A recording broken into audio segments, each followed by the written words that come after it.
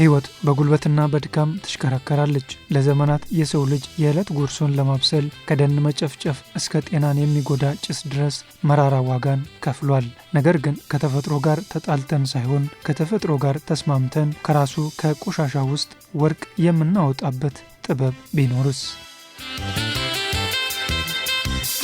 አንደኛ የድምጽ ብክለት ሊሆን ይችላል፣ የፍሳሽ ብክለት ሊሆን ይችላል፣ የደረቅ ቆሻሻ ብክለት ሊሆን ይችላል። የተለያዩ ብክለቶችን የሚቆጣጠር መስሪያ ቤት ነው። ከዛ ውስጥ ደግሞ አንዱ አማራጭ ኤነርጂ ቴክኖሎጂዎች ናቸው። ምክንያቱም በአብዛኛው የክላይሜት ቼንጅን ወይም የአየር ንብረት ለውጥን ለመቋቋም የምንሰራቸው ስራዎች ከኤነርጂ ጋር የተያያዙ ናቸው። ስለዚህ አማራጭ ኤነርጂ ቴክኖሎጂ የሚባሉት አንደኛ ያው የፀሐይ ኢነርጂ ወይም የሶላር ኢነርጂ የምንለው አለ። የነፋስ የኢነርጂ ምንጮች አሉ ወይም ዊንድ ኢነርጂ የምንለው አለ። ከዛ ባሻገር ደግሞ እነዚህ ባዮማስ ኢነርጂዎች ለምሳሌ ደረቅ ቆሻሻን ወደ ኃይል መቀየር፣ የተሻሻሉ ማገዶ ቆጣቢ ምድጃዎችን ማሰራጨት፣ እንዲሁም ደግሞ የባዮጋዝ ቴክኖሎጂ የመሳሰሉት ደግሞ እንደ አማራጭ የኤነርጂ ምንጮች ይያዛሉ ማለት ነው። ምክንያቱም በአብዛኛው ማህበረሰቡ ክፍሎች የኃይል አጠቃቀሙ ከዲፎሬስቴሽን ጋር ወይም ደግሞ ከደን መጨፍጨፍ ጋር የተያያዘ ስለሆነ ያንን ለመቅረፍ እነዚህ አማራጭ ኤነርጂ ቴክኖሎጂዎች ወሳኝ ስለሆነ እነዚህ ቴክኖሎጂዎችን ማስፋፋት፣ ማስተዋወቅ ሰፊ ስራ ነው ማለት ነው። ስለዚህ በከተማ ደረጃም አካባቢ ጥበቃ ባለስልጣን ይህንን ኃላፊነት ወስዶ የአማራጭ ኤነርጂ ቴክኖሎጂዎችን በማስተዋወቅና የተለያዩ ስራዎችን በመስራት ላይ ይገኛል ማለት ነው። ባዮጋዝ ማለት በተለምዶ ከምናውቀው የከብትበት ወይም የፍሳሽ ቆሻሻ በላይ ነው። ይህ ሂደት በአይናችን የማይታዩ ረቂቅ የሆኑ ባዮሎጂካዊ ፋብሪካዎች የሚሰሩት አስደናቂ የስራ ውጤት ነው። ኦክስጅን በሌለበት ዝግ የሆነ የማብላላት ሂደት ቆሻሻው ወደ ንጹህ ኢነርጂነት የሚቀየርበት 3 ዋና ዋና ምዕራፎች አሉት። የመጀመሪያውና የመሰረት ድንጋዩ ሃይድሮላይሲስ ይሰኛል። እዚህ ደረጃ ላይ ትልልቅ የሃይድሮካርበን ሞለኪውሎች በባክቴሪያዎች የሚረጩ ኢንዛይሞች አማካኝነት ይፈረካከሳሉ። ልክ ትልቅ ድንጋይን ወደ ጠጠርነት እንደመቀየር ማለት ነው። ሁለተኛው ምዕራፍ አሲዲፊኬሽን ነው። በሃይድሮላይሲስ የተሰባበሩት ሞለኪውሎች አሲድ አምራች በሆኑ ባክቴሪያዎች አማካኝነት ወደ ተለያዩ አሲዶች ይቀየራሉ። በዚህ ሂደት 6 ካርበን የያዙ ሞለኪውሎች ወደ አሴቲክ አሲድ፣ ፕሮፒዮኒክ አሲድ እና ኢታኖል በመቀየር ለፍንዳታው ዝግጁ ይሆናሉ። የመጨረሻውና ወሳኙ ምዕራፍ ሜቴናይዜሽን ይሰኛል። ይህንን ጋዝ ለማጣራት በዓለም ላይ የተለያዩ ቴክኖሎጂዎች አሉ። ቴክኖሎጂው ከላቦራቶሪ ወጥቶ ወደ ማህበረሰቡ ሲወርድ ተአምር ይፈጥራል።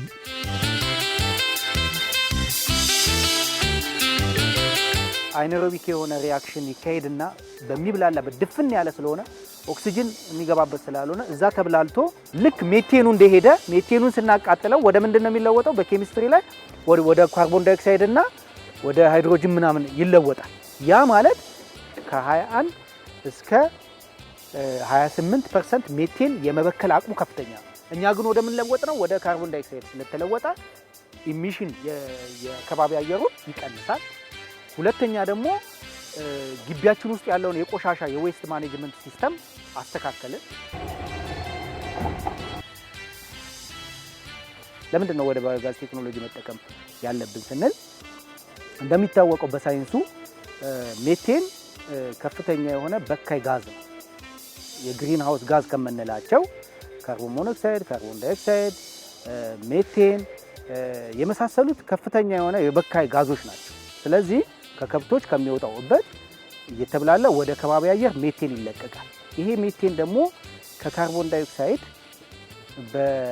ከ21 እስከ 28 እጥፍ የመበከል አቅም አለው። አካባቢ ይበክላል።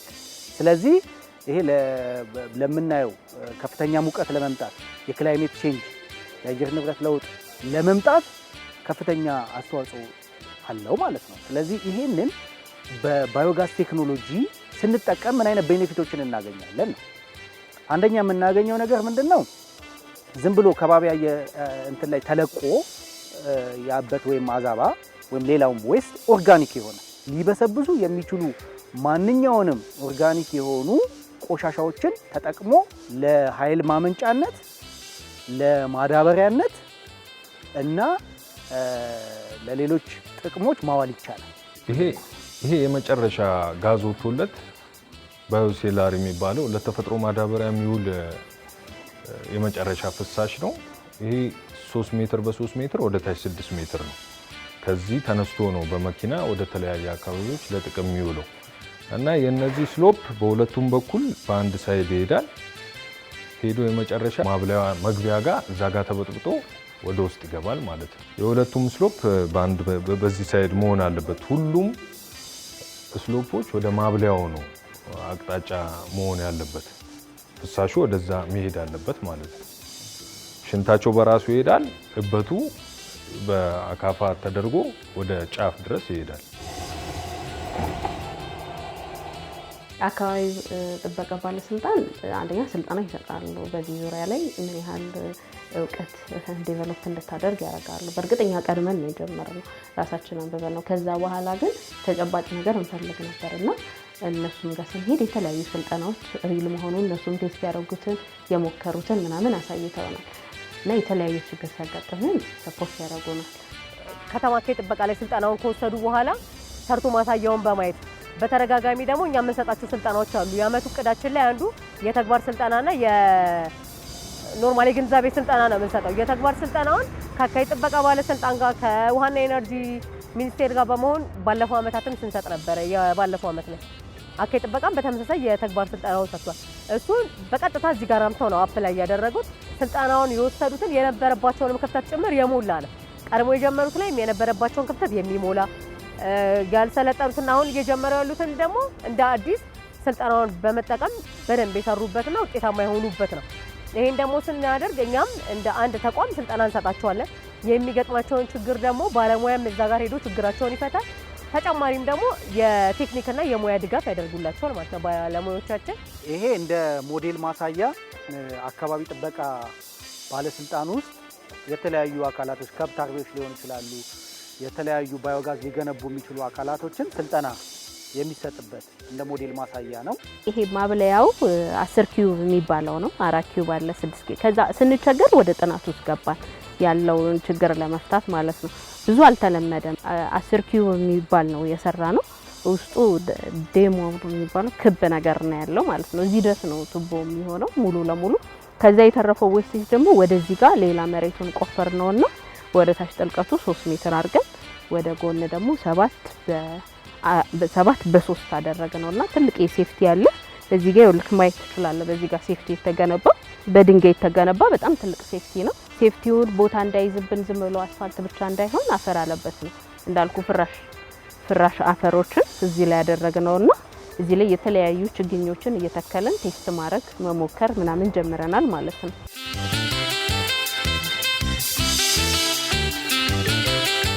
ባዮጋዝ ማለት ለኢትዮጵያ ሴቶች ነጻነት ማለት ነው። የማገዶ እንጨት ፍለጋ የሚባክነው ሰዓት፣ በጭስ ምክንያት የሚመጣው የሳምባ በሽታና የአይን ህመም ታሪክ ይሆናል። ጥቅሙ በዚህ ብቻ አያበቃም። ባዮጋዝ ሜንቴን ሲነድ ጭስ አልባ ነው። ከተፈጥሮ ጋር ያለንን ጠላትነት ያስቀራል። ደኖች ከመጨፍጨፍ ይድናሉ። ሂደቱን ጨርሶ የሚወጣው ዝቃጭ ደግሞ ከፍተኛ ጥራት ያለው ኦርጋኒክ ማዳበሪያ በመሆን ለአርሶ አደሩ ምርታማነት ድርብ ድልን ያስገኛል። ከዛ ደግሞ አትክልት ተክለናየ ነው በጣም የሚገርም የማፋፋት ችሎታ አለውና ይሄ ባዮሰለሪው ምን ያህል የሚገርም ተፈጥሯዊ ማዳበሪያ እንደሆነ አሁን ከሚሸጠው ማዳበሪያ አሁን ሀገራችን ላይ ይታወቃል። ማዳበሪያ በጣም ከፍተኛ እጥረት አለ። ያንን ማዳበሪያ እጥረት ግን በዚህ በባዮሰለሪ ቢደረግ አንደኛ ውሃ የመያዝ ብቃቱ ከፍተኛ ነው። እስከ 15 ቀን ድረስ እኛ አሁን አትክልቶቹ ላይ ቴስት አድርገነው ነበር። እስከ 15 ቀን ድረስ አንዴ ይሄ ባዮሰለሪ አጠጥተው 15 ቀን ድረስ ይቆያል። ውሃ ሳይጠጣ ጥሩ እየፋፋ ይሄዳል ማለት ነው። ስለዚህ ያለው የውሃ እጥረትንም ይቀንሳል።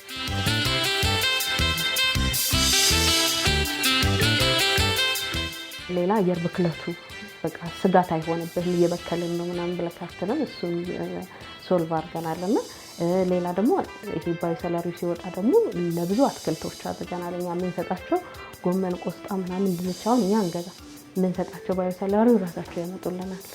ለትልቅ ድርጅቶችም ሰጥተናል። በጣም ኢኮኖሚያዊ ጥቅም አለው። በማብሰል ይጠቀሙበታል።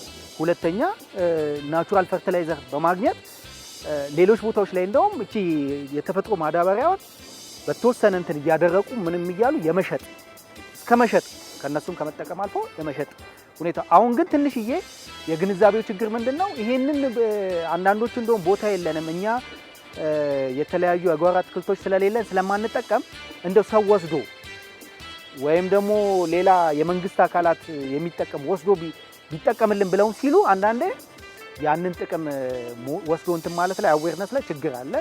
እሱን በስፋት በተለያዩ ሚዲያዎችን በተለያዩ ነገሮች በመስራት ይህንን ነገር መቅረፍ አለብን ብዬ ነው። አሁን ይሄ ከውጭ የመገባው መስመር ነው። እዚህ ጋር ለሁለት ይከፈላል። አንደኛው የዚህ የምጣዱ ነው፣ አንደኛው ደግሞ የዚህኛው የትንሿ ነው። አሁን ይሄ የምጣዱ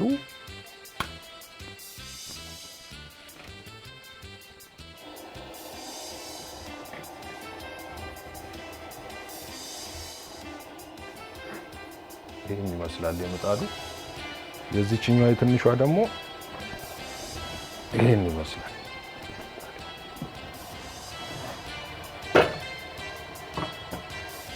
እዚህ ጋር መጨመሪያ መቀነሻ አለው። እንደ ፍላጎታችን ቀነስ እናደርገዋለን። ይሄ ኃይል ስላለው እንቀንሰዋለን። መጨመሪያ መቀነሻ ናት እቺ። እዚህ ላይ ምጣድ ማስቀመጥ ነው። ከብት እርባታ በጣም ብዙ ጥቅሞች አሉት። አንደኛ የመጀመሪያው ያው ወተቱን ማግኘት ነው።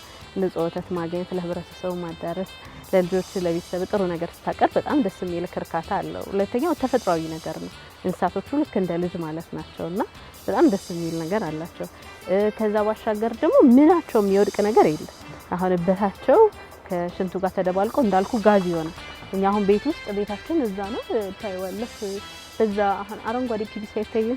በሱ ጋር ነው የሚሄደው። ከዚህ ተነስቶ ነው እዛ የሚሄደው። ለምድጃ የምንጠቀመው እሱን ነው። ምክንያቱም ፈጣን ነው ጋዙ፣ አይቆራረጥም። የሆነ ችግሮች ሲያጋጥሙት እያየ ነው እየፈታ ነው። በቃ ተስተካክሏል፣ አሪፍ ነው ያለውና መደበኛ የምንጠቀምበት እሱ ነው። መብራት ጠፋ ምናምን ብሎ የሆነ ችግር አይሆንብህም ማለት ሁሌ ከብት እስካለ ድረስ በሱ ስላለ ማለት ነው። ስለዚህ እሱ ሌላ ጥቅም አለው። ሌላ እንዳልኩ ይሄ ባዮሰለሪ አሁን ለብዙ አሁን ትምህርት ቤቶች ላይ እየሰራን ነው። አሁን ደራርቱ ትምህርት ቤት ላይ እንደዚህ እንትኖች ሰርተናል፣ ችግኞች ምናምን እንደዚህ ተክለናል። ይሄ ባዮሰለሪን ሰው እንዲጠቀመውም እያስተዋወቅን ነው። በጀሪካን እያደረግን ለሰዎች እየሰጠን ነው።